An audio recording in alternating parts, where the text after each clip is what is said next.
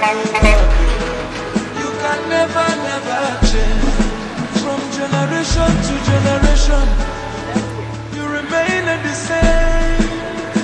You are worthy, your Lord. You can never, never change. From year to year, you remain the same. Yes, Kanye. I know na Oko, Anambra State. We are the police station. And we are happy to meet Chief Emeka Ekweme. Is the honorable husband of our Nigerian coordinator, Ngozi Ekweme. And he's from Sacramento State chapter. And he's here to help us with the security. We know what security is. So we thank you so much, sir, for the honor to serve UMUADA through humanitarian services. Giving back, that's all we are doing. Thank you so much, sir. Thank you. Thank you. Well, I appreciate the phone name. It's something very good, something laudable.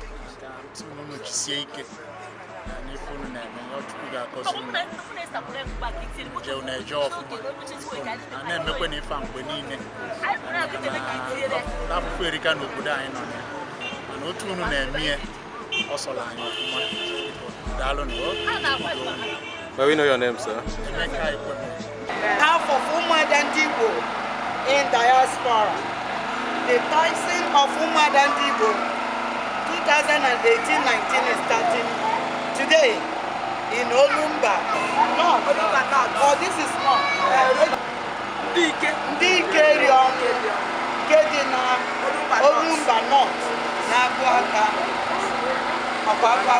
ANAMBRA State. Okay, can you teach it from Agwata? Okay, good. I just have to know. All right. So, I need to present our commission, our GETHESMANE,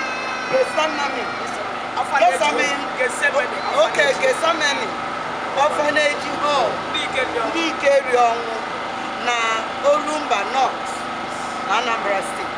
I need to commission few things. UMUANYI na-achịkọ ha si na ha NIG. Mrs. Ebo. Mrs. Nebo. So, Ebo, unu look go down here. I wear toys, I wear food, I wear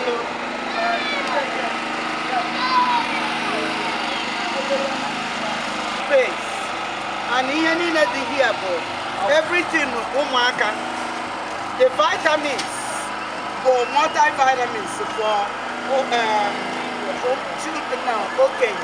Mana umuaka here half.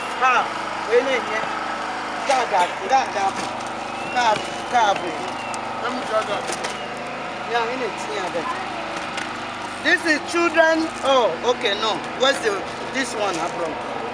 This is the children multivitamins. Kanatata. Doctor Nagana sent to check woman. I don't check. Okay, nurse. They make a nurse nearly 9. My hair, age and mature. My carbo markets. Okay? Alright. So, because hydration. Okay? So, oral drink.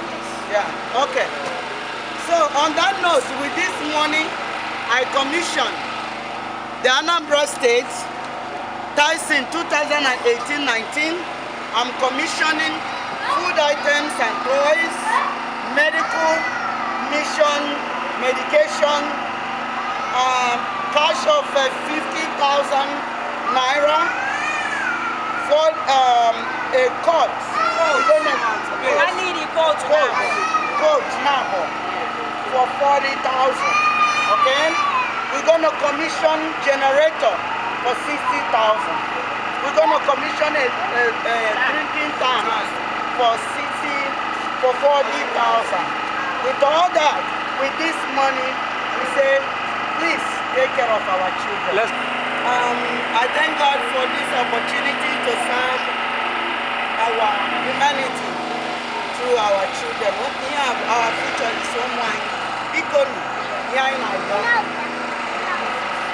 ego nyai na yo all the time the bama all the babo anya choro akụkọ anyị ga na-abịa center every year ọ bụ na anyị abịara yes ọ bụ na anyị abịara anyị esi ozi because we are adopting it, we have already adopted it because everything we have here is for the children. We thank you, except the terminal. Also, this is my own personal donation from the founder, Ncha Bezubon Chagararon, who your leaders or your coordinator. Because Kunu Welunka Weba Christmas and the New Year. Mommy, okay. Thank you. Oh, when I was there, we should do the name of ORPHANAGE.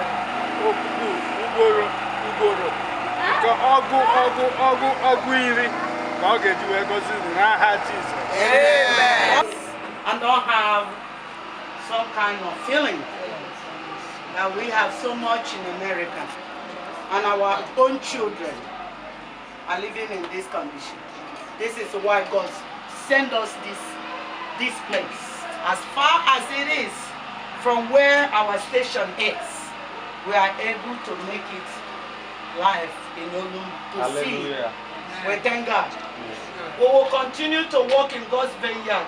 Mrs. Able to help this center. Oh my God. Oh, baby.